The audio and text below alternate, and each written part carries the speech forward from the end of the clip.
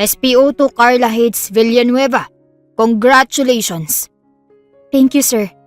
Inabot ni Carla ang kaniyang kamay upang makipag-shake hands. Ngayon ang araw na minarkahan siya bilang isang SPO2. Masaya si Carla na dahil sa kaniyang pagsusumikap ay hinay-hinay na siyang umaangat bilang policewoman. Matapos ang recognition event ay nilapitan si Carla ng dalawa niyang kaibigan. Congratulations, ma'am! Ma'am ka dyan, hindi porket SPO2 na ako ngayon, mag-iiba ng paningin niyo sa akin. Of course, ako pa rin ang Carla na kaibigan ninyo at hindi yun magbabago. Ikaw nga talagang kaibigan namin. Oh, kain na tayo. Kanina pa ako natatakam dun sa dessert. Carla Hayes Villanueva, nag-iisang anak ng ama niyang retired general. Simula pagkabata ay pangarap na ni Carla ang paglingkuran ang bansa gamit ang kaniyang magiging kapangyarihan at dangal. Galit siya sa mga masasamang tao at ayaw niya ang may nakikitang inaapi.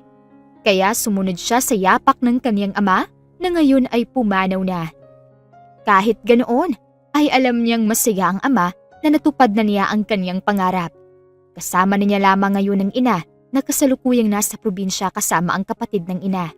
Mas gusto kasi nitong mamuhay ng normal sa probinsya, kaya walang magawa si Carla kundi padalhan na lamang ang ina ng pangangailangan at minsan lamang siya makakabisita roon dahil nagtataguyod siya sa kanyang sarili at pangarap.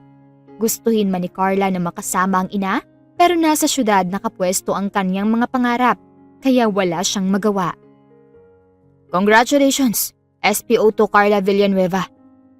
Napatigil sa pagkain si Carla nang may mag-congrats sa kanya mula sa likuran. Nang lumingon siya ay nawala ang ngiti niya sa labi nang malaman kung sino yon. Thanks, sagot ni Carla sabay irap at muling bumalik sa pagkain. Grabe, nagbago nga ang rangko mo. Hindi naman ang pagiging mataray. Muling lumingon si Carla habang inis na pinagmasdan ang lalaking natatawa sa sariling pahiyag nito. For your information, mataray lang sa'yo. Hindi mo deserve kabaitan ko, no? Well, I have nothing to do about that. After all, we are born to be enemies, right? Pangiting tumango si Carla.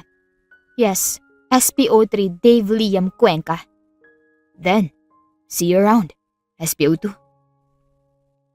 Pinagmasdan ni Carla si Dave na naglakad paalis. Muli niyang naalala ang mga nakaraan nila since college, kung saan magkaaway talaga pagdating sa academics ang dalawa at hanggang sa trabaho siya ay si SPO3 Dave Liam Cuenca ang number 1 enemy ni Carla sa opisina. Simula noon ay hindi na talaga nagkakaintindihan ang dalawa at minsan ay sinasaway ang isa't isa, pero kahit ganoon ay hindi kailanman nagbigayan ng masakit na salita ang dalawa. Hindi man sila nagkakaintindihan ay alam nila ang kanilang limitasyon. Professional din pareho ang dalawa dahil kapag usapang trabaho ay sineset aside muna nila ang kanilang pagiging enemies kaya walang kaalam-alam ang ibang katrabaho nila. Gabi na nang nakauwi si Carla sa kanyang tinitirhan na apartment. Hindi pa nakakapasok si Carla sa unit ay maririnig na niya sa loob ang boses ng kaniyang fiancé. Nang buksan ni Carla ang pinto ay bumungad sa kaniyang nakalapag na damit sa sahig. Napapikit siya at inis sa sinipa ang damit paalis sa kaniyang daan. Marco! Oh, di ba sabi ko ligpitin mo tong damit mo sa may pinto? Bakit nandito pa hanggang dumating ako ha?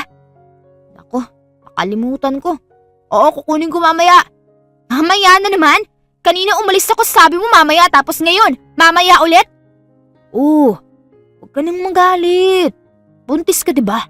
Kumalma ka lang. Tapusin ko lang tong laro. Oh, patay! Sa kaliwa pre! Ay nako, Diyos ko. Napaupo sa sofa si Carla at hinilot-hilot ang kaniyang ulo, sabay himas ng kaniyang maliit na tiyan. Totoong buntis si Carla. 2 months pregnant na siya at si Marco na fiancé niya ang ama. Ni isa sa katrabaho ni Carla. Kahit ang dalawa niyang kaibigan at ang number 1 enemy niya ay walang alam na buntis itong si Carla dahil mas pinili niyang wag mo nang ipaalam. Kararating mo lang, sigaw ka ng sigaw. Tapos na. Nakuha ko na. Sino ba namang hindi sisigaw? Tsaka bakit ba ang dilim ng ilalim ng mata mo? Nung isang araw ko pa yung napansin. Saan ka rin ba galing nun? Ano? Matagal ako nakakatulog. Kaya ganito, hayaan mo na. Sabihin mo na kasi ano nangyari dyan. Tumayo si Carla at lumapit kay Marco. Patingin nga ako. Wag na. Patingin nga sabi. Sabing wag. Napaatras si Carla nang tinakwil siya ni Marco. Ang kulit mo talaga. Marco. Galit ako, okay? Kaya wag ka na maging makulit. Hindi ako natanggap sa trabaho kanina. Naubos pa ang pera pambili ng isusuot ko para sa interview. Tapos hindi lang pala ako matatanggap. Ganun ba? Pero ayokong tumigil. Gusto ko pang maghanap pa talaga ng trabaho kaya kung pwede, manghihingi sana ulit ako ng pera sa'yo. Natigilan si Carla sa sinabi ng kaniyang fiancé. Hindi naman sa ano. Pero, naubos ba talaga agad? Ayan ka naman. Hindi ba ka panipaniwala, Carla? Naubos dahil sa kahanap ko ng trabaho. Huwag mo namang sabihin pinagdadamot mo ang pera mo. Marco, hindi sa ganun. Gusto ko lang malaman saan mo ginagamit ang pera ko, tsaka hindi naman yata ganun kalaki magiging gusto. Ayan ka na naman, Carla. Bakit ka ba ganyan palagi sa akin? Sabi ko na nga be, may kutob ka sa akin. Aminin mo na kasi. Marco, fiancé kita. Malapit na tayong ikasal kaya. Mamaya na yung ganyan. At saka ang dami mong satsat. Sabihin mo na lang kasing hindi mo ako bibigyan. Padabog na naglakad paalis si Marco pero kaagad siyang pinigilan ni Carla. Marco naman, saan ka naman ba pupunta? Ayaw mong umalis ako, di ba? Kaunting hiling ko, bigyang pansin mo naman. 10,000 lang naman. Kung ayaw mo, choice mo yan. Aalis ako. At sana naman maintindihan mo rin ang nararamdaman ko. Di ba mag-fiancé tayo? Dapat naiintindihan mo ko. Ay nako, papahangin muna ako sa labas. Diretsyong naglakad paalis si Marco at naiwan doon si Carla na puno ng pag-aalala. Sa huli, binigyan ni Carla ng pera si Marco hindi lamang dahil ayaw niyang maglayas na naman ito at aabot ng ilang araw bago umuwi, kundi mahal niya rin si Marco. Suot-suot ang tipikal na police uniform at ang bago niyang badge bilang isang SPO2 ay masayang naglakad papasok ng opisina si Carla. Malayong malayo sa totoong buhay niya na puno ng kalungkutan. Ayaw niya lamang itong dalhin sa trabaho. Hindi pa tuluyang nakapasok si Carla ay may nabangga siya at nasubsob pa ang kaniyang mukha sa dibdib nito. Sorry, kaagad na umayos ng tayo si Carla at umastang walang nangyari. Oh, didn't expect seeing you this early, SPO2 Villanueva. Naglabas ng peking ngiti si Carla sa harap ng kaniyang kaaway. Oo nga umagang umaga, nasira ng araw ko. Mine too. Look what you did. Nagkaroon ng makeup powder sa uniform ko. Sabay turo ni SPO3 Cuenca sa may dibdib niya. Napalaki ang mga mata ni Carla ng mapagtantong dahil iyon sa aksidenteng pagdikit niya sa may dibdib ni Dave. Kaagad na pinunasan ni Carla ang powder pero tumigil siya ng mapagtantong hinahawakan na niya ang kaniyang mortal na kaaway. Che! Pero hindi ko yung kasalanan no. Ikaw ang bumangga. Natamaan lang kita at tsaka natatanggal lang yan. Kuskusin mo lang. Arte nito. Mahinang natawa si Dave kaya inis na naglakad paalis si Carla pero muli siyang lumingon nang tawagin siya ni Dave. Here. Sabay abot niya ng isang maliit na paper bag. Ano to? That's a menthol candies. I bought that before coming here. Menthol candies? Para saan? About yesterday. Nakita kitang nagsusuka. Kaya sa tingin ko, makakatulong yan. Ganun ba? You better try it. Those are good candies. Sige, mauna na ako. Naiwang nakatayo roon si Carla habang pinagmasdan si Dave na naglakad paalis. Nahuli pala siyang nagsusuka kahapon at ang akala ni Dave ay nasusuka lamang siya pero ang totoo ay partiyo ng pagbubuntis ni Carla at wala silang ideya roon. Ayon sa ulat ng PDEA, 54 drug users at buyer ang nahuli sa drug operation nakaraang linggo. Ayon din sa ulat ng mga kapulisan, ay gagawin nila ang lahat upang makamit ang ligtas at payapang lugar na gustong makamit ng bawat individual. Kasalukuyang nanonood ng balita ang buong opisina sa police station at masaya sila na isa na namang barangay ang malapit ng makamit ang inaasam na kaligtasan. Abot tainga ang ngiti ni Carla dahil masaya siyang makitang gumagalaw ang bawat kapulisan upang mahuli ang mga kailangan hulihin, lalong-lalo na ang mga drug users.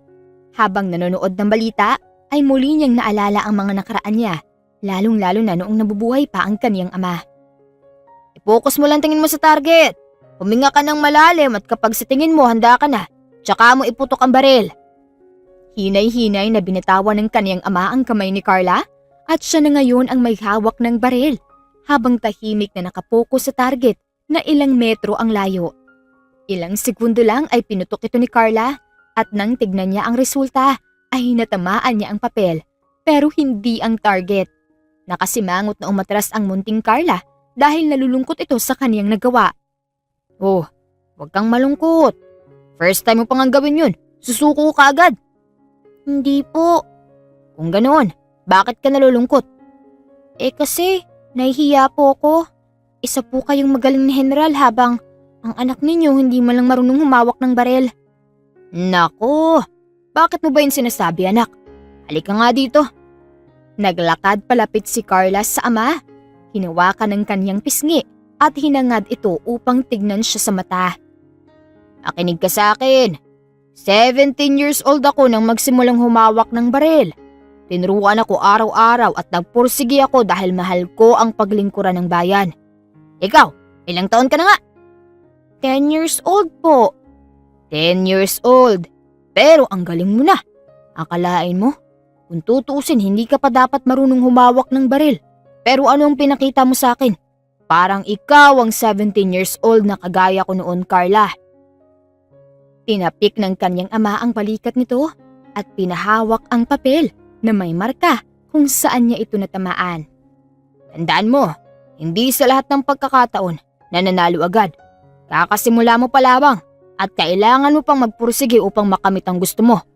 Kung hindi mo man natamaan ang target ngayon, baka bukas, kaya mo na anak. Lagi mong tandaan, huwag kang sumuko. Kahit sa pag-uwi ay hindi nawala sa isip ni Carla ang mga bilin ng kaniyang ama. May parte kay Carla na nalulungkot dahil hindi niya natupad ang pangako ng ama na huwag munang pumasok sa pagpamilya. Kung hindi pa sigurado at nagkamali noon si Carla, kaya ngayon ay nabuntis siya. Pero kahit ganoon, hindi ititigil ni Carla ang kaniyang mga pangarap na pinangako na kahit buntis ito ay magpapatuloy siya. Marco, nandito na ako.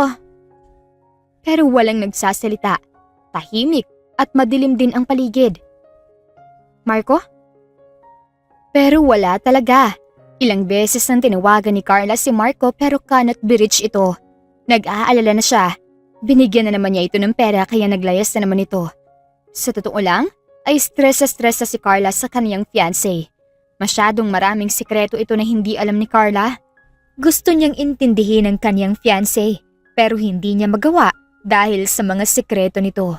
Ang pinakamasaklap ay sumapit ang ilan pang mga araw ay walang Marco na umuuwi. Mas kinakabahan na si Carla, hindi na niya alam kung nasaan ang kaniyang fiancé. Ni text message ay wala. Naaapektuhan na ang pagkain at kalusugan ni Carla na dapat niya sanang alagaan, lalo pa at buntis siya. Pero dahil sa ginawa ni Marcos sa kanya ay tila nanghihina si Carla. Kahit sa trabaho ay matamlay siya pero hindi niya ito pinapahalata sa mga katrabaho. Pero iba itong si Dave, nahahalata niyang may mali kay Carla.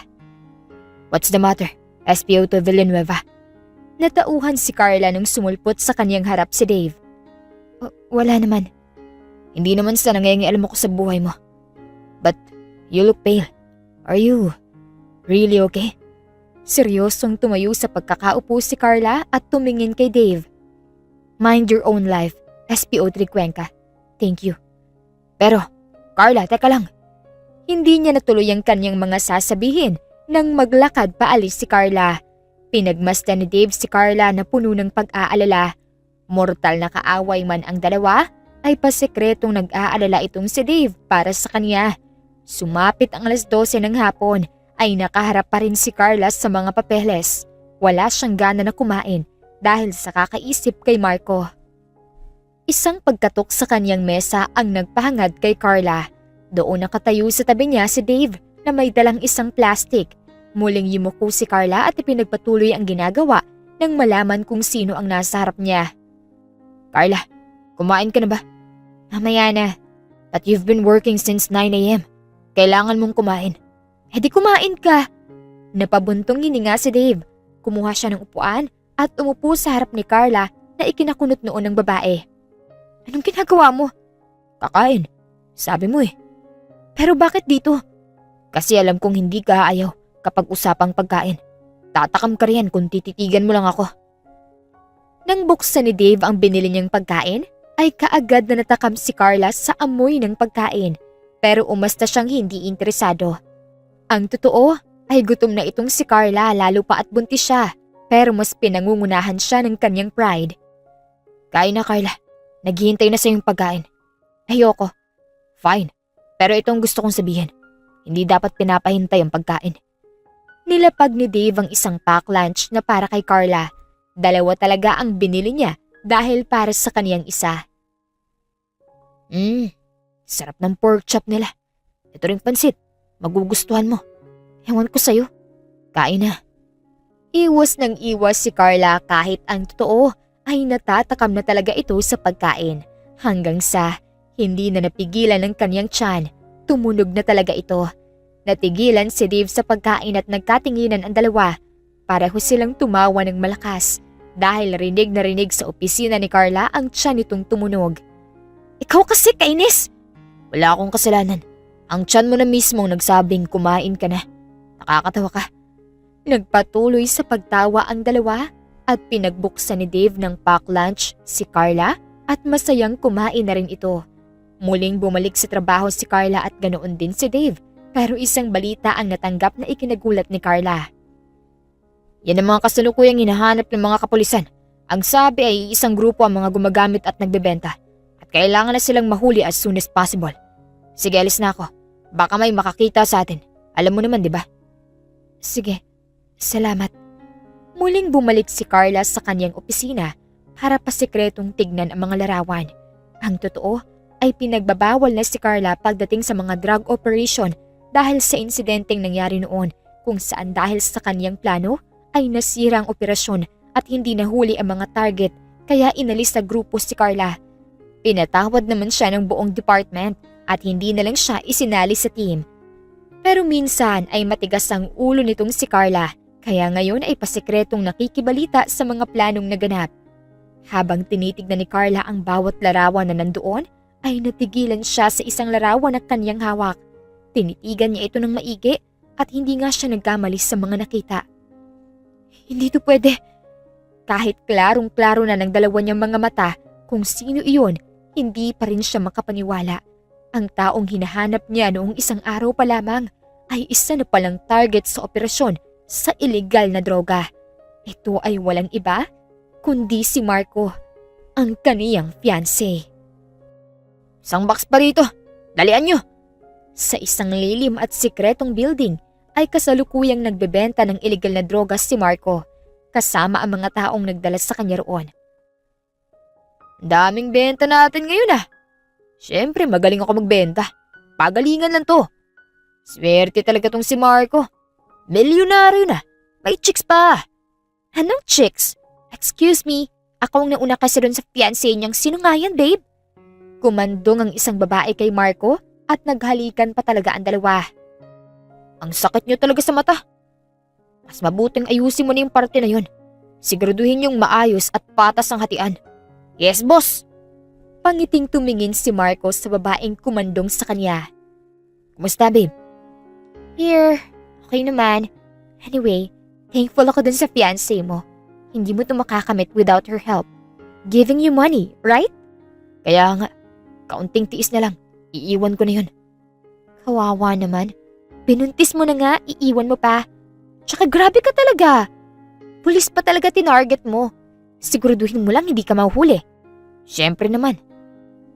Ikaw talaga? Muling naglaplapan ang dalawa at walang kaalam-alam doon si Carla na ang taong minahal at pinagkatiwalaan niya ay may kabit pala at higit sa lahat ay gumagamit at nagbebenta ng illegal na droga na siyang kinamumuhian ni Carla.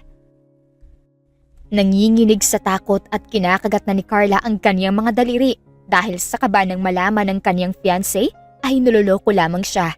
Hindi siya makapaniwala. Hindi niya alam kung ano ang mararamdaman niya. Para siyang sinasakal ng paulit-ulit. Hindi niya lubos akalain na niloloko lamang siya ni Marco. Pero sa lahat ng takot ni Carla ay mas nangibabaw sa kanya ang mga pangaral ng kaniyang ama, ang kaligtasan at hustisya na nararapat. Mas nangibabaw ang prinsipyo ni Carla na ipaglaban ng hustisya para sa ikabubuti ng lahat, na kahit masakit para sa kanya na imbis itago at isikreto sa kapwa-pulis ang sitwasyon ay hindi niya iyon kakayanin dahil alam niyang buong buhay niyang pagsisisihan yun. Hinawakan ni Carla ang kanyang tiyan at hindi inakalang siya ay nagkamali at nagtiwala kay Marco. Naging tanga siya upang hindi malaman ang mga kagaguhan ng kanyang fiancé, kaya dahil sa galit ay hindi niya ito palalampasin. Gamit ang kanyang phone at kagalingan sa pagtatracking ay hinanap niya kung nasaan ngayon si Marco at ilang minuto lang ay nahanap na niya rin ang lokasyon nito. Ngayon ang araw na magaganap ang meeting ng buong team at ang plano ni Carla ay susulpot sa meeting upang ipaalam sa lahat ang lokasyon ng drug operation. Natatakot man siya sa mga mangyayari ay desperada na si Carla. Gusto niyang maghigante. Diretsyong naglakad si Carla papasok sa opisina na ikinagulat ng halos lahat, pati na rin si Dave na kasama si meeting. SPO2 Villanueva, what is this intrusion? Nagkaroon ng bulungan sa buong opisina dahil hindi nila aakalaing sa kalagitnaan ng meeting ay susulpot si Carla.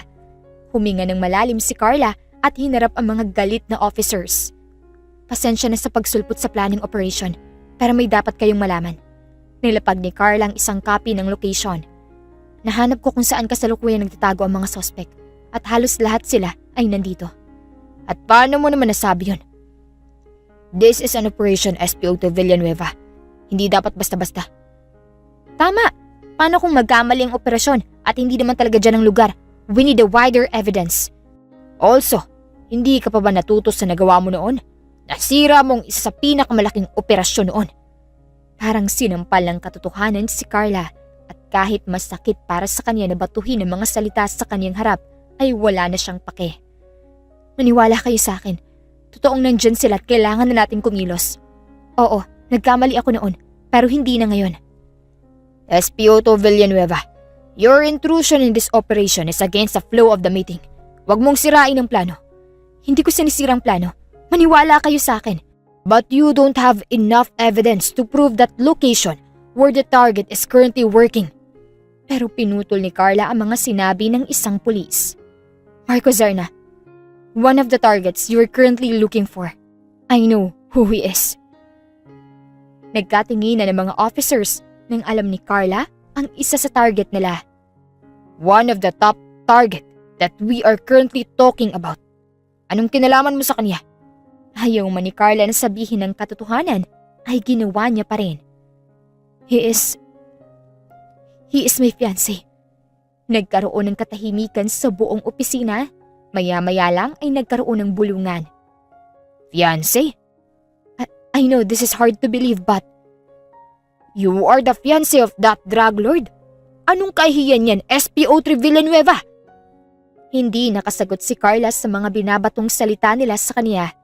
Inaasahan na niyang sasabihan siya ng mga ganoon, pero nang marinig ito ng harap-harapan ay nasasaktan siya. Mas mabuting umalis ka na rito bago pa ako mismo magpapalabas sa'yo. She's telling the truth, sir. Ikinagulat ng lahat nang tumayo si SPO3 Cuenca. SPO3 Cuenca, what are you doing? Naglakad palapit si Dave kay Carla at hinarap ang mga kapwa-pulis. Ang mga sinabi niya ay totoo, sir. Galit na tumayo ang head ng department. This operation is not a joke. Sa pagsulpot pa lamang niya kanina ay kawalan na ng respeto. And now, you are defending her. SPO3 Cuenca, mas mabuting huwag ka nang makialam. Huwag ka nang sumali sa problema ko. Pero pinutol ni Dave ang mga sinabi ni Carla at hindi ito pinansin. Dineretso niya ang kanyang tingin sa mga kapwa officers at sa kanilang head department. On behalf of her, I apologize. But let us first listen to her. What she said earlier is the fact that she wants to help this operation, sir. Malaki at mabigat na operasyon ito at dahil sa kanyang tulong ay nalaman na natin ngayon kung nasaan mga target. Her past mistake was nothing today and her personal connection with one of the targets is already out. Now, I am standing beside her to prove that with her help, we can succeed in this operation. SPO3 Cuenca, anong ginagawa mo? Lumingon si Dave kay Carla at hinawakan ng kanyang braso upang tuluyang maramdaman ni Carla na hindi siya nag-iisa. Defending you, SPO2 Villanueva. Pangiting saad ni Dave bago binalik ang tingin sa mga kapwa officers. Now, who is with us? Please, raise your hands. Hinay-hinay na tinaas ng mga pulis na nandoon ang kanilang mga kamay. Senyales na sang-ayon sila sa plano at tiwala ni Carla. Masakit man para kay Carla na nawala ang tiwala ng kanyang mga kapwa-pulis sa kanya dahil sa insidente noon, kung saan dahil sa kanyang plano ay nasira ang operasyon ay hindi naman nawala ang tiwala ni Dave sa kanya at ngayon ipinagtanggol pa siya sa harap ng buong team at ang naging desisyon ng head officer ay isasali na siya sa operasyon. Are you really sure about this? Oo, kailangan. Saad ni Carla habang sinusuot ang bulletproof bago niya sinuot ang jacket. Si Carla ay ang unang magpapakita. Gagawin siyang tain upang lumabas si Marco at doon ang mangyayari ang backup. Carla, ano yun? is it really true that you have a fiancé? Natigilan si Carla sa tanong ni Dave. Ang totoo ay sinekreto niya ito pero ngayon ay wala na siyang takas. Kaya tumango siya bilang sagot. You never told me about it. Bakit ko naman sasabihin sa'yo? Sino ka ba sa buhay ko? Biglang nakaramdam ng pagkakonsensya si Carla dahil sa sinabi niya na parang wala silang karapatang malaman. Also, he's not my fiancé anymore. I hope that clears everyone's mind. Carla, hinawakan ni Dave ang braso ni Carla na ikinalingon niya sa lalaki. Tell me the truth. Is he hurting you? Bakas sa mga mata ni Dave ang pag-aalala kay Carla. Pangiting umiling si Carla bilang sagot, kaya nakaramdam ng ginhawa si Dave. Ang totoo ay hindi makapaniwala si Dave na may fiancé na pala si Carla. Matagal na silang magkakilala kaya nagulat siya nang malamang may fiancé pala ito at hindi itatanggi ni Dave na may parte sa kanya na nagulat sa nalaman. Marco! Marco! Oh, parang nakakita ka ng multo ah. Kasalukuyang nasa hideout sina Marco at ang kanyang mga kapwa drug dealer. Patay tayo! Nasa labas ang fiancé mo! Ano? Kaagad na tumayo si Marco at ganoon din ang katabi niyang girlfriend. What do you mean that girl is outside? How the hell did she know about this place? Kumalma kayo. Ligpitin lahat ng ebidensya. I'm going out to talk to her. Marco? Diyan ka lang. Huwag ka magpapakita. Kaagad na lumabas si Marco. Madilim ang dinaanan niya bago marating ang labasan at parang walang nangyari. Marco? Nagdrama agad si Carla na puno ng pag-aalala ang mukha dahil parte yun ng plano. Pinipigilan niya lamang ang kaniyang sarili dahil ang totoo, gustong-gusto niyang suntukin si Marco sa mukha. Carla, anong ginagawa mo rito? Nung isang araw pa kita hinahanap, may nagsabi na dito ka na nagtatrabaho. Marco, nag-aalala na ako sa'yo. Suminghot si Marco na nagpapahalatang gumagamit ito at tila hindi makatayo ng maayos. Pasensya ka na kung hindi ako umuwi. Ganito na lang, hintayin mo ako sa bahay mamaya. Pwede ba yun? Busy ako eh. Kita na lang tayo sa bahay ha. Pero Marco, sige na. Hindi natuloy ni Marco ang kanyang mga sasabihin nang yakapin siya ni Carla. Carla, anong ginagawa mo? Marco, miss na kita. Umuwi ka na, please. Lahat ng yun ay parte ng plano. Kailangan niyang yakapin si Marco upang alamin kung nangangamoy illegal na droga ito at positive nga. Naghanda na ang buong team na kasalukuyang nakamasid sa kanila. Pero isang tawag ang natanggap ni Marco na sisira sa buong plano ni na Carla. Bumitaw sa yakap si Carla nang kinuha ni Marco ang phone. Saglit lang, Carla.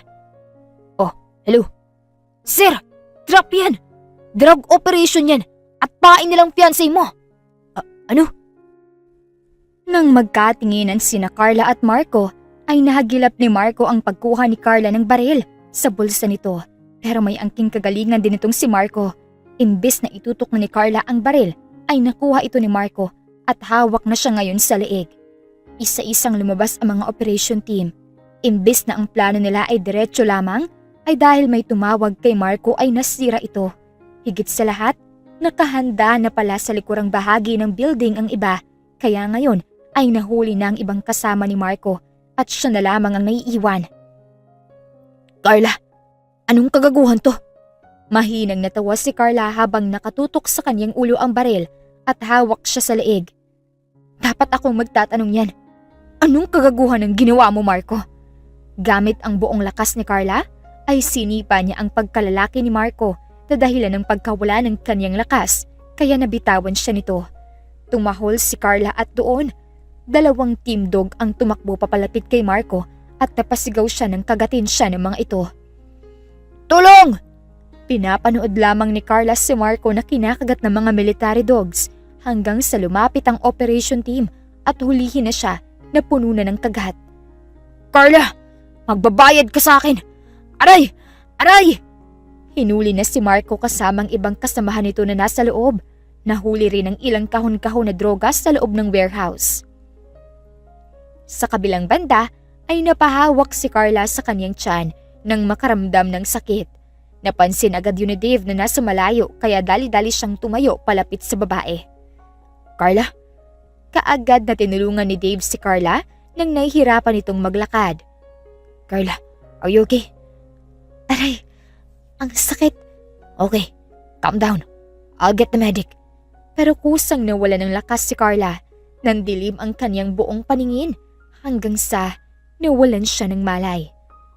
Carla? Carla! Medic! Dinala ni Dave sa ospital si Carla. Kahit kailangan siya sa operasyon, ay mas pinili niyang bantayan si Carla, lalo na nang mabalitaan ang sitwasyon ng babae. Kung hindi sinabi ng doktor ang kalagayan ni Carla, ay hinding-hindi malalaman ni Dave na 2 months pregnant na pala ito. Ilang oras lamang ay nagising na rin si Carla habang nasa paligid niya lamang si Dave at nagtatanggal ng balat ng prutas. Dave, anong nangyari? Huwag ka na munang gumalaw-galaw. Nahimatay ka pagkatapos ng operasyon. Magpahinga ka muna. Ganun ba? Sabi ng doktor, dahil yan sa pagiging over-fatigue at stress. Carla, kailangan mong magpahinga. Kung ganun, anong ginagawa mo rito? Kailangan ka ng team ngayon, Dave. At saka okay na ako. Mas mabuting bumalik na tayo roon. Kaya ko ng sarili ko. Carla, babantayan kita. Makinig ka naman sa akin, please. Kahit ngayon lang. Para sa kaligtasan mo, makinig ka sa akin. Kailangan mong magpahinga. Oo, alam ko, Dave. Pero kailangan tayo ngayon. Lalong-lalo ka na, kaya alis na tayo. Carla, buntis ka. Kailangan mong magpahinga. Natigilan si Carla sa mga sinabi ni Dave. Gulat siyang tumingin dito. Hindi niya akalaing alam na nito na buntis siya. Nalaman ko nang sabihin sa akin ng doktor na buntis ka. 2 months pregnant ka na at hindi mo man lang sinabi. Tuluyan ang natigilan si Carla at napapikit. Alam kong nasasaktan ka ngayon dahil ang mismong ama ng nasa tiyan mo ay isang sindikato at niloko ka. Carla, naiintindihan kita kaya sana magpahinga ka na muna. Kailangan mo ng lakas dahil kailangan ka ng anak mo. Hindi mo naiintindihan, Dave. Ang sakit na malamang nagtiwala ako sa lalaking yun. Tapos, lulukuhin niya lamang ako at imbis na maging katuwang ko siya sa buhay, ay naging isa na siya sa kinamumuhian ko. Nahihiya ako, Dave. Hindi ko kayang harapin ka. Kayo, sila, na ganito ang kalagayan ko. Nahihiya ka? Tsaka wag mo sabihin kaya ka nagpapapagod para mawalang bata sa tiyan mo. Anong kalokohan yan, Carla?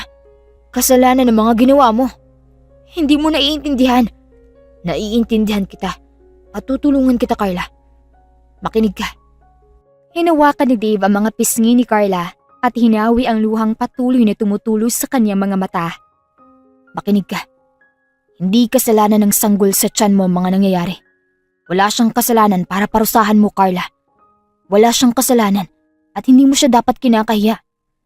Pero hindi ko kaya, Dave. Shh! Huwag mo yung sabihin. Hindi ikaw ang Carla na kilala ko. Malakas, palaban, at hindi sumusuko ang isang Carla. Kaya please, lumaban ka. Nandito ako para sa'yo. Patuloy sa pag-iyak si Carla sa sakit na nararamdaman. kaya mahigpit siyang niyakap ni Dave at tinapik ito sa likod hanggang sa napagod kakaiyak si Carla at makatulog ito. Oh, hinay-hinay ka lang. Kaya ko naman, Dave. Kahit na, baka madapa ka. Mula sa ospital hanggang sa pag-uwi ay nasa tabi niya si Dave upang alalayan siya. Alam kong nagugutom ka, kaya bumili ako ng pagkain. Kailangan mo tong kainin para magkaroon ka ng lakas. Bawal na rin sa'yo medyo mamantika at maalat. Kailangan palaging gulay. Yun ang sabi ng doktor. Dave, dapat maaga ka na rin matulog. Hindi pwedeng nagpupuwet ang isang buntis. Dave, kaya ko na to. Tumango bilang sagot si Dave. Oo, alam kong kaya mo. Pero gusto kong tulungan kita. Kaya hayaan mo ako. Simula nung araw na yon, ay palaging nandoon si Dave upang tulungan si Carla sa bahay. Mula sa paglilinis, paglalaba at pagluluto ay parang ginawa na ni Dave yon lahat. Kumalat na rin sa buong department na buntis si Carla at kailangan niyang mag-leave hanggang sa mga anak siya dahil payo ng doktor, hindi siya pwedeng mag-overfatigue, lalo pa at madali siyang ma-stress. Habang nag-aasikaso ng mga papeles si Dave, ay nakarinig siya ng pag-uusap ng mga kapwa-pulis sa kabilang table. Nagpaloko ba naman siya? Nauto ng isang drug lord. Inom na niya yatang lumandi kaysa kilalanin yun. Ano kaya sasabihin niya kapag lumaki ng anak niya? Anak, ang papa mo nasa presinto. Nakakahiya yata yun. Oo nga. Mas nakakahiya yata kung bagsakan ko kayo ng artikulo sa kalapastangan ng pinagsasabi niyo ngayon. Kaagad na tumayo ang mga pulis nang makitang isang SPO3 ang nakarinig sa kanila. Sir? Oh, takot na takot yata kayo. Akala niyo, hindi ko kayo papatulan. Makinig kayong 5. Bago lang kayo rito at wala kayong alam sa mga nangyayari sa ibang tao. At imbis na paglingkuran ng bayan, kinukwento niyong pangyayari sa buhay ng ibang tao. Kapag narinig ko ulit ang mga bunganga niyong pinag-uusapan sa SPO2 Villanueva, higit pang ikakaso ko sa inyo. Tandaan niyo yan. Yes, sir. Marami ng pagkakataon kung saan ipinaglaban ni Dave si Carla sa harap ng mga tao. Marami man ang nagagalit sa kanya ay wala siyang pake. Handa siyang harapin silang lahat. Malaman lang nila na walang kasalanan si Carla. Nandito na ako. Pangiting naghintay sa may pinto si Carla. 5 months na ang kanyang tiyan, kaya mas tumataas ang kanyang cravings at normal lamang ito sa mga nagbubuntis. At dahil kay Dave ay walang araw na hindi siya nalulungkot dahil sa tuwing gusto niyang isang bagay ay kaagad itong binibigay ng lalaki. Sarap! Oh, hinay-hinay lang. Lumapit si Dave kay Carla at pinunasan ang gilid ng kanyang labi na nagpatigil kay Carla. Ganoon din si Dave, napagtanto niya kung bakit niya iyon ginawa. Pasensya na. Muling umupo si Dave at umastang walang nangyari. Ganoon din si Carla na nagpatuloy sa pagkain. Kung nagugutom ka mamayang hating gabi, may pagkain sa ref. Kapag nauuhaw ka rin, may tubig lang doon sa may kama mo para hindi ka na tumayo. Salamat, Dave. Ilak mo ang pinto paglabas ko at saka tawagan mo ako kung kailangan mo ng tulong, okay? Tumango bilang sagot si Carla. Sige, alis na ako. Mag-iingat ka. Mag-iingat kayo ni baby. Dave, teka lang. Ano yun? Natigilan si Dave nang biglang yakapin siya ni Carla. Ang yakap na yon ay nagpalakas ng tibok ng puso ni Dave. Salamat. Maraming salamat. Pangiting yumakap pabalik si Dave kay Carla. Nandito lang ako, Carla. Nangako ko sa iyong aalagaan ka. Kaya sana, magpalakas ka para sa anak mo. Tumangu-tango si Carla at hinawi ang luhang pumatak sa kaniyang mga mata. Hindi dahil sa kalungkutan, kundi sa galak na nandoon si Dave para tulungan siya. Hindi niya aakalain ang taong kilala niyang kaaway ay siya palang magiging kasangga niya sa kaniyang pagbubuntis. Sumapit ang ilang buwan ay ligtas na ipinanganak ni Carla ang kaniyang anak na isang malusog na babae. Pinangalanan niya itong si Ruby dahil para sa kaniya, isang swerte na dumating ang anak niya sa kaniyang buhay. Napakaraming pagsubok na dumating sa kaniyang buhay pero dahil kay Ruby, mas naging malakas si Carla. Tulog na ba siya? Oo. Yakap-yakap sa mga malalaking bisig ni Dave ang munting anghel na si Ruby. Hinay-hinay na nilapag ni Dave ang sanggol sa maliit na kama nito nang makatulog. Masayang lumabas ng kwarto ang dalawa at magkatabing umupo sa sofa upang magpahinga dahil halos 1 oras silang pinatulog ang sanggol. Pasensya ka na tinawagan pa kita. Hindi ko talaga siya kayang patulugin mag-isa. Wala yun. Ang importante, nakatulog na siya. Tsaka, nakakawala ng pagod ang kakyutan niya. Manang-mana sa'yo. Nambobola ka pa. Ay, makakapagpahinga na rin. Humiga sa sofa si Carla habang nakaupo sa tabi niya si Dave. Mas mabuting matulog ka na roon, Carla. Kailangan mo ng tulog dahil halos buong araw mo nang inaalagaan si Ruby at saka... Hindi natuloy ni Dave ang kanyang mga sasabihin nang marinig ang mga hilik ni Carla. Napangiti siya nang makitang tulog na kaagad ito dahil sa pagod. Tumayo si Dave at hinay-hinay na binuhat si Carla upang dalhin ito sa kwarto. Ayaw na niyang gisingin pa ang babae. Nang marating sa kwarto ay hinay-hinay niya itong binaba pero hindi pa tuluyang mababa ay pinulupot ni Carla ang kanya mga kamay sa liig ng lalaki kaya nawala ng balanse si Dave at muntikan nang mapahiga sa kama. Muntikan na ring magdikit ang kanilang mga mukha. Hindi nakagalaw si Dave dahil kaunti na lang ay dadapo na ang kanyang labi kay Carla. Napakalakas ng kanyang tibok ng puso na parang sasabog ito sa lakas. Napakumunang kamao si Dave nang gumalaw-galaw pa talaga si Carla kaya mas nagdikit ang kanilang mga katawan.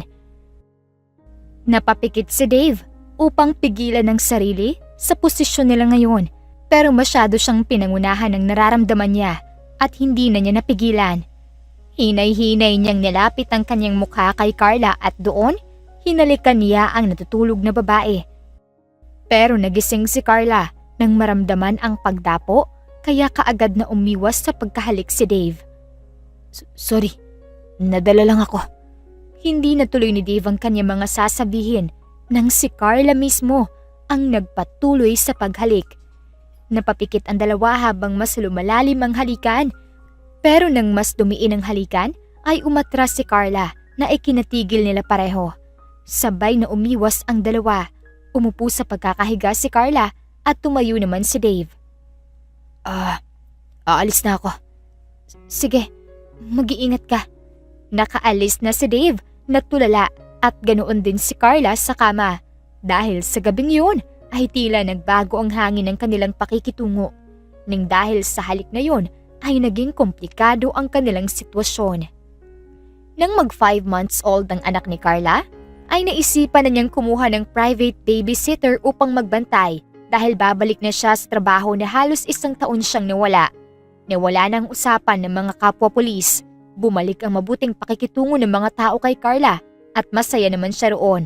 Pero ang ikinabahala niya ay halos hindi na nagpapansinan sila ni Dave dahil sa nangyari noong gabing yun. Habang sabay na kumakain ng tanghalian ng buong team sa opisina dahil may isang officer na nanlibre ng pagkain kaya hindi maiwasan ang magkwentuhan at hanggang sa napunta na ito sa mga katanungan. Ito talagang si Dave. Magte-35 na pero wala pa ring girlfriend. Natigilan si Carla at pasekretong napatingin kay Dave na mahinang natawa sa biro ng kapwa officer. Oo nga, curious talaga kami Dave. May nililigawan ka ba ngayon? O baka may niloloki ka na dyan? Pangiting tumingin si Dave sa mga nagtanong sa kanya at huminto ito kay Carla na nakatingin na sa kanya na kaagad namang umiwas ng tingin ang babae. Actually, wala sa dalawa. Muling napatingin si Carla kay Dave at ang ibang office worker ay nagulat din. Ay ganoon ba? Gusto mo bang tatandang binata? No. So, ano ba talaga? To tell you honestly, I have someone in my heart that I really love the most. She's been there since then. She was always there for me. Tuluyan ang natigilan sa pagkain si Carla sa mga sinabi ni Dave. But, it's too complicated. Hindi ko alam kung mahal niya rin ba ako o hindi. Huminto ang tingin ni Dave kay Carla at doon nagkatitigan ang dalawa na para bang nag-uusap ang kanilang mga mata. Mas mabuti pang wag na nating pag-usapan yun. Kumain na muna tayo. Natigil na ang usapin patungkol kay Dave. Muling nagkwentuhan at tawanan ng lahat habang sina Dave at Carla ay tahimik lamang. Salamat sa pagbantay sa anak ko. Wala po yun, madam. Sige, magpahinga ka na muna. Salamat ah. Nang makauwi si Carla, ay gusto niyang siya na ang mag-aalaga sa anak niya. Nakakawala rin para sa kanya ng stress si Ruby. Pero sa lahat ng yun, ay hindi nawala sa kanyang isipan si Dave. At laking gulat niya nang may kumatok sa pinto. Inilapag na niya si Ruby sa higaan nito nang makatulog at binuksan ang pinto. Nandoon si Dave na may dalang isang plastik ng pagkain. Nahihiyaman sa isa't isa, ay isinantabi na muna ni Carla yon. Oh Dave, naparito ka. Carla, para sa'yo. Ipinadala yan sa akin ni Mama, galing probinsya. Wow, bihira ko lang tumakita rito sa syudad. Salamat ah, pasok ka na muna. Hindi na, gusto ko lang ihatid yan. Kumusta nga pala si Ruby? Ayun, nakatulog na. Mas tumatagal, mas napapadali ko na siyang napapatulog. Mabuti naman. Sige, alis na ako. Ingat kayo ah. Sige, mag-iingat ka Dave. Tumalikod na si Dave at naglakad na paalis. Dave, pero muli siyang tinawag ni Carla. Ano yun? Imbes sa sabihin ni Carla ang mga nasa utak niya, ay hindi na niya iyon tinuloy. Wala. Mag-iingat ka. Saglit na tumitig si Dave kay Carla na siya rin ay maraming gustong sabihin sa babae. Pero pareho silang takot at mas piniling itago na lamang. Sumapit ang ilang mga araw ay may mga balita patungkol sa malalaking kaso ng ilegal na droga. Kasalukuyan itong pinoproblema ng mga pulisya dahil tumataas na naman ang mga kaso ng pagbebenta nito. Mas lumalaki na naman ang kaso ng droga. Sisimulan na naman natin ang mga operasyon. Ang nakakatakot lang, medyo mabibigat na ito. May nagsabi sa akin na nagbebenta rin sila ng illegal na mga armas. Nang marinig ni Carla ang mga balitang yun ay kinakabahan siya. Kahit may kapangyarihan silang puksain ng mga masama, ay natatakot pa rin siya para sa mga kalagayan nila, lalo pa at may anak na siya. Simula nung araw na yun ay napapadalas na ang meeting operation, kaya dalang lamang kung magkita sina Dave at Carla dahil palaging nasa meeting ang lalaki. Hanggang sa may operation mamayang gabi sa isa sa malaking resort. Lumapit si Carla sa kapwa mga officer nang mag-usap-usap ito. Ang sabi, mabigat na businessman ang target nila kaya medyo kinakabahan ako sa kaso na ito. Sino mga kasama sa operation? Pagsulpot ni Carla sa usapan. Ang operation team at PDEA. Sasali rin sa operation si SPO3 Cuenca dahil base sa narinig ko, siya ang isasalang sa gaganaping party sa loob. Naalarma si Carla sa narinig. Tama bang narinig ko? SPO3 Cuenca? Oo, nakakatakot nga eh. Baka anong mangyari sa kanya sa loob. Nang malaman ni Carla ang balita, ay kaagad niyang hinanap si Dave na kasalukuyang nasa mismong opisina niya. Dave. Napalingon si Dave na kasalukuyang umiinom ng tubig. Carla, may problema ba? Galit na naglakad palapit si Carla kay Dave. Ano yung mga narinig ko na isasalang ka sa mabigat na operasyon? Saan mo yan nalaman? Sa totoo nga. Dave, alam mo bang ginagawa mo? Carla, para to sa ikabubuti nating lahat. Pero paano ang ikabubuti mo? Carla, anong ibig mong sabihin? Dave, mabigat na kasong haharapin mo. Hindi natin alam baka may nakakakilala sa'yo sa loob. Carla, kumalma ka. Hindi yan mangyayari. Posible, Dave. Tsaka nandiyan naman ang PDEA. Kaya na nila yun. Dave naman. Teka, nag-aalala ka ba sa akin? At sino namang hindi? Oo na, nag-aalala ako sa'yo, Dave. Ngumiti si Dave at naglakad palapit kay Carla. Makinig ka. Babalik ako pagkatapos ng operasyon na walang pasa at kung ano pa. Uuwi akong ligtas. Siguraduhin mo lang. Akong bubugbog sa'yo. Oo na. Mangako ka. Pangako. Babalik ako na ligtas. Kahit nagkaroon man ng komplikadong sitwasyon ng dalawa, ay nandoon pa rin ang pag-aalala nila sa isa't isa na hindi nila akalaing higit na pala sa pag-aalala ang kahulugan. Dumating ang gabi ng operasyon. Kasalukuyang nasa police station pa rin si Carla at ang ibang officers para maging backup information sa operasyon. Napakalakas ng tibok ng puso ni Carla. Kinakabahan siya sa mga posibleng mangyari kay Dave, pero alam niyang uuwi itong ligtas dahil nangako si Dave. Napatayo ang police officer na kasalukuyang may koneksyon sa linya ng operasyon. May nagbabarilan! Kaagad silang lumapit lahat at naririnig nga na may barilang nagaganap. Diyos ko po! Maraming barilan ang narinig na hindi inaasahan ni Carla at ng buong team dahil ang akala nila ay magiging maayos ang operasyon, pero nagkaroon na ng barilan. Maraming backup ang dumating at gustuhin man ni Carla na puntahan si Dave ay hindi niya magawa dahil kailangan siya sa station. Pero isang balita ang natanggap ni Carla na tila sisira sa kanya. Naku, si SPO3 Cuenca, nabaril sa loob ng resort. Nasa critical na kalagayan. Ano? Kasalukuyan na siyang dinala sa malapit na ospital at SPO2 Villanueva, saan ka pupunta? Diretsyong tumakbo si Carla palabas ng station at pinaharurot ang kanyang sasakyan papunta sa pinakamalapit na ospital ng sinasabing resort. Nang marinig ang balita ay parang sinakal si Carla sa sakit na nararamdaman. Nagsimulang tumulo ang kanyang mga luha sa mata at nanginginig ito. Dave, lumaban ka. Papunta na ako dyan. Hindi na napigilan ni Carla ang maiyak dahil ang pangako ni Dave na babalik na walang pasa ay hanggang pangako lang pala at ngayon nasa kritikal na kalagayan na siya. Nang marating ang ospital ay nasa ICU na pala si Dave dahil sa dibdib tumama ang baril. Nasa hallway ng ICU si Carla at patuloy sa pagdasal hanggang sa lumabas ng ICU ang doktor. Dok, kumusta ang pasyente? Successful naming nakuha ang bala sa kaniyang dibdib. Kasalukuyan na muna siyang nagpapahinga ngayon at saka kung hindi dahil dito sa relo na inilagay niya sa bulsa ng kaniyang polo ay may posibilidad na hindi niya kakayanin. Ibinigay ng doktor ang isang relo na nasira at bakas doon ang pagdaan ng bala. Napapikit at napaiyak si Carla nang mapagtantong ang relo na iyon ay binigay niya noon bilang regalo niya sa kanyang birthday na karaang taon. Hindi aakalain ni Carla na dahil doon, maisasalba ang buhay ni Dave. 2 araw nang nagpapahinga si Dave dahil may kaunti pang mga operasyon para tuluyan na siyang gumaling. Kasalukuyan siyang nililinisan ni Carla gamit ang bimpo. Nakahiga lamang si Dave at pinapanood si Carla. Dapat nasa trabaho ka na ngayon. Ayoko. Medyo matagasan din palang ulo mo. Okay na ako, Carla. Magpapahinga lang at saka kaya ko ng sarili ko. Kailangan mo na rin magpahinga. Naghihintay ang anak mo sa bahay niyo. Baka umiiyak na yun at… Carla, umiiyak ka ba?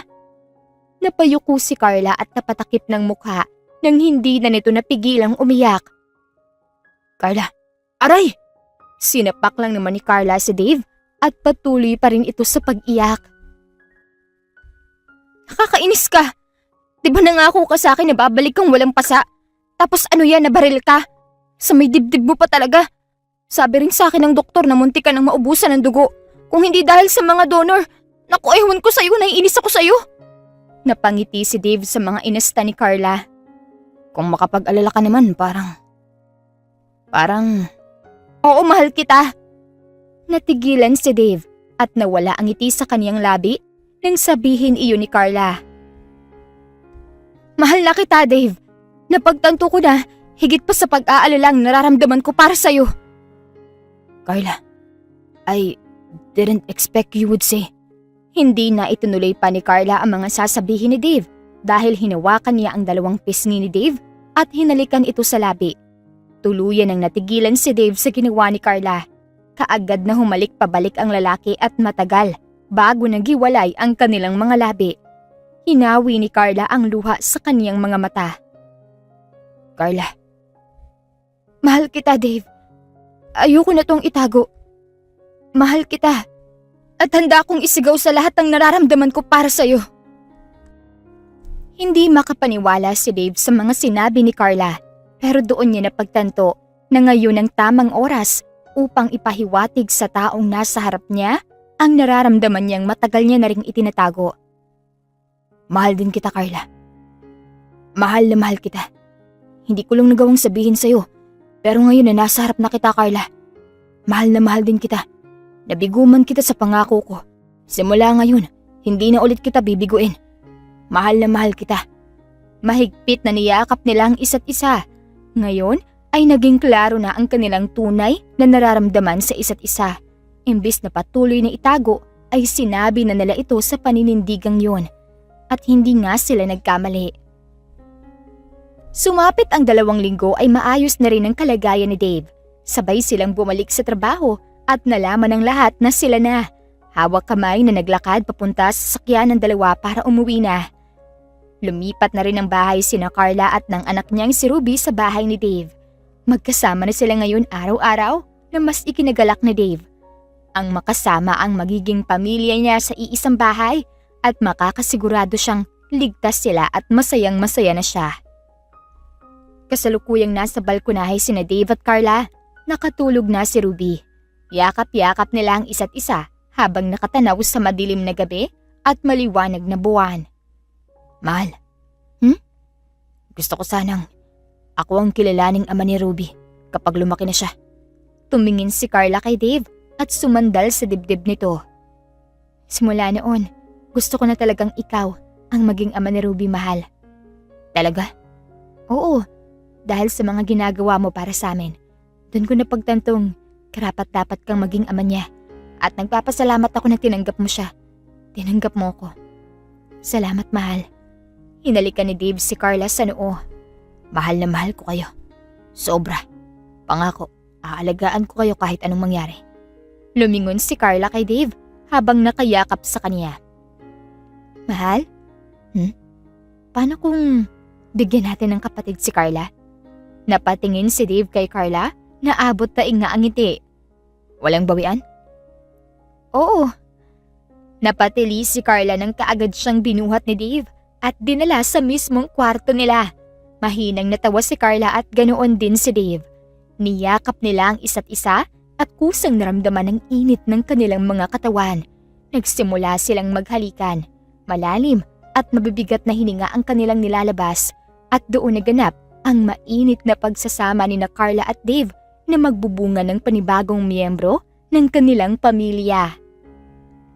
Sumapit ang araw na kinahihintay ng mga kaibigan nila, pamilya at mismong silang dalawa, ang kanilang kasal. Sa harap ng simbahan at ng Diyos, hawak kamay na magkaharap sina Carla at Dave upang magbigayan ng pangako. Aking mahal na Carla, mula sa araw na tayo ay naging magkaibigan, alam kong ikaw na ang babaeng gusto kong makasama habang buhay.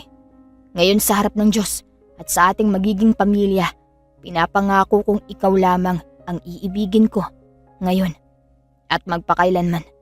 Pangako kong ipaparamdam ko sa iyo araw-araw kung gaano kita kamahal at gustong protektahan na kahit tumanda tayo pareho, kahit magbago ang mundo, mananatili ako sa tabi mo. SPO2 Carla V. Cuenca, mahal na mahal kita. Mahal kong Dave, muli sa harap ng Diyos, mga kaibigan natin at sa ating pamilya, ikaw ang aking katuwang, aking kaligayahan at aking walang hanggang pag-ibig. Hindi ko ipapangakong perpekto ko, pero ipapangako kong patuloy akong magmamahal at magpapakatotoo sa'yo. Ilang pagsubok man ang dadating sa buhay natin, ikaw at ikaw pa rin ang pipiliin ko. Pangako, SPO3 Dave V. Cuenca, I love you so much. Puno ng palakpakan sa buong simbahan at ang hinihintay ng lahat, ang kanilang matamis na halikan sa isa't isa. Natapos ang kasal na puno ng pagmamahal at kaligayahan, mga pangako nilang handang gawin para sa isa't isa. Akin sabi! Wala nga sa akin, bitawan niyo ako! Hindi mo talaga ibibigay boss! Napasandal sa pader si Marco nang maglakad palapit sa kanya ang isang lalaking may matikas na katawan at puno ng tattoo sa balat. Halos lahat sa kanila ay siya ang may pinakamalaking katawan. Anong kaguluhan to? Matigas ang ulo, boss. Umasta parang matagal na rito. Pinagsasabi mo, magnanakaw ka eh. Hindi natuloy ni Marco ang kanyang mga sasabihin nang sinakal siya ng sinasabing boss. Umasta ka parang kung sino ka. Alam mo ba kung ano mga pinagsasabi mo? Tsaka, di ba ikaw yung nahuling nagbebenta ng droga? Kaya nandito ka na ngayon. Tama? Oo. Alam kong kilala mo kung sino ko rito. Boss ako sa presinto. At sa lahat ng nandito, nire-respeto nila ako. Hindi mo ba yun alam? Alam ko. Kung ganoon, akin na yan. O mawawala yung isang ngipin mo. Parang takot na daga na kaagad na ibinigay ni Marco ang isang plastik ng tinapay at pinag-agawan iyon ng parang aso ng mga kapwa detainee. Marunong kang lumugar. Umamatay ka sa mga kamay ko. Kung isa kang leader sa drug sa labas, dito hindi. Isa ka lamang hamak na asong hayop ka. Umayos ka. Naiintindihan mo? Naiwang takot na takot si Marco sa gilid at mangiyak-ngiyak at naiihi ito dahil munti ka na siyang mapatay ng kinikilalang boss nila. Dahil sa kasalanang ginawa ni Marco, ay kinarma na siya ngayon.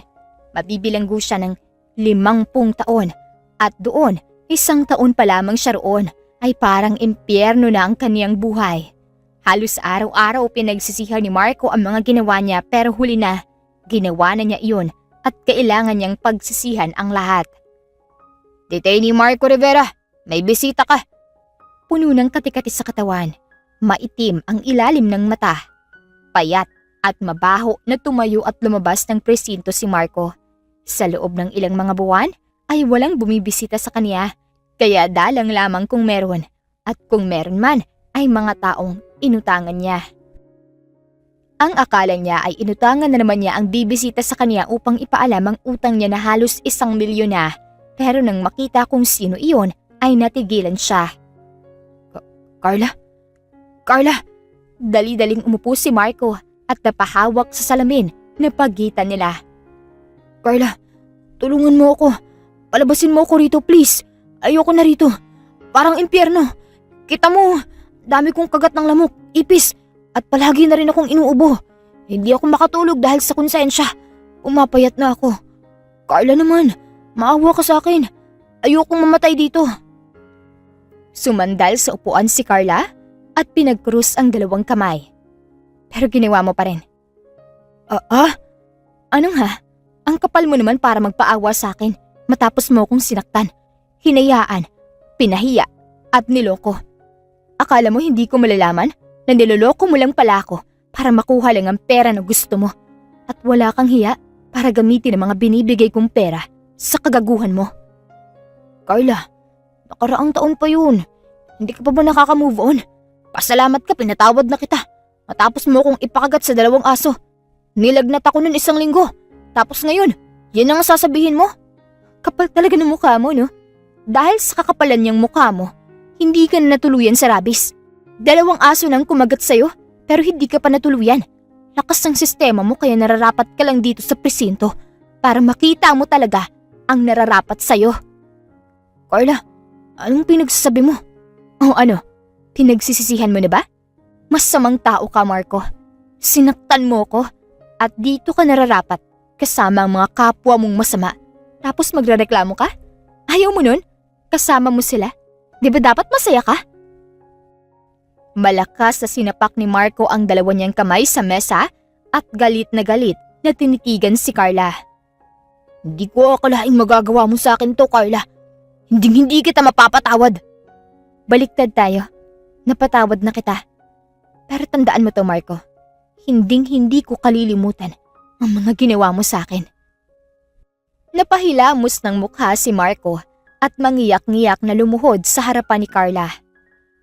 Carla naman, hindi ka ba naaawa? May anak na tayo, di ba? Alam kong malaki na siya. Ipakita mo naman siya sa akin. Kaya palabasin mo ako rito. Alam niya bang ako ang ama niya? Okay lang ba siya? Hindi ka niya kilala? Ha? Paanong? At hindi kita kikilalaning ama niya. Carla, huwag mo yung gawin. May tao nang kinikilala niyang ama na mag-aalaga sa kanya. Masayang-masaya ng anak ko sa kaligtasan niya. Carla, anak ko yun. Anak mo lang siya sa dugo, hindi sa buong pagkatao niya. Hindi ko hahayaang malaman ng anak ko na ang totoo niyang ama ay nasa presinto. Kinakahiya kita, Marco. Kaya gagawin kong lahat, hindi mo lang siya makilala. Carla, harapin mo ang kasalanan ginawa mo, Marco. Wala kang takas sa batas. Wala ka ring pamilya na uuwian dahil simula ngayon, hindi na kita kilala. Tumayo na si Carla na si Marco namang parang aso na gustong habulin si Carla pero hindi niya iyon magawa. Carla, bumalik ka rito! Pangiting lumabas ng presinto si Carla kung saan naghihintay sa labas ang sasakyan ni Marco habang nasa loob ang anak niyang si Ruby. Sumakay na sa loob si Carla at naabutan niyang nagtatawanan ang mag-ama sa loob. Mama, sabi ni Papa sa akin magaling daw po kayo mag-martial arts. Mahinang natawa si Carla at inayos ang buhok ni Ruby. Mama, ang cool po nun. Paturo naman po ko. At bakit mo naman gustong magpaturo?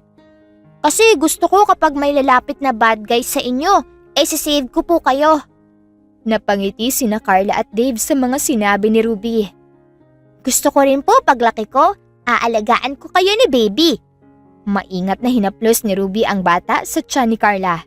At doon, nanlambot ang puso ng mag-asawa dahil sa kabaitang taglay ni Ruby.